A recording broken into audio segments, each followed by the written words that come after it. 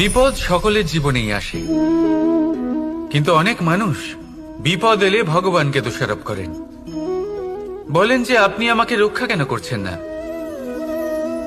আপনার প্রতি আমার মনে অপার ভক্তি, সর্বদা আপনার জপ করি, তাও আপনি না আমাকে এই বিপদ মুক্ত হওয়ার কোনো পথ দেখাচ্ছেন, না এই বিপদ থেকে আমাকে বের করছেন। এবার এটা হলো আপনার ভাবনা, আপনার দৃষ্টিভঙ্গি। এবার আমি বলি সত্যিটা আসলে কি। সত্যি হলো এটাই যে ঈশ্বর সবসময় আপনার সাথেই আছেন, থাকবেন।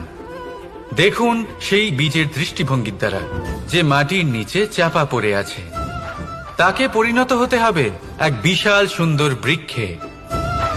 তা তখনই হবে যখন তা ভাঙবে, ভাঙবে তখনই যখন সে উত্তাপ পাবে। উত্তাপ কোত্থেকে পাবে? সূর্যের তাপ থেকে। সূর্যের তাপ থেকে ধরিত্রীও বাঁচতে পারে না, তাকে তা সহ্য করতেই হয়। আর যখন এই ধরিত্রী আর এই বীজ এই দুই তপ্ত হয়ে যায়, তখনই এই প্রকৃতি বর্ষা আনে, আর সেই বর্ষার জলেই এই বীজ এক সুন্দর বৃক্ষে পরিণত হয়। আছেন তো ঈশ্বর আমাদের সাথে সব সময়। সেইভাবেই আপনার জীবনে যদি কোনো বিপদ আসে, কোনো সংকট আসে, তার মানে এটা নয় যে আপনারই কোনো পাপের শাস্তি আপনি পাচ্ছেন।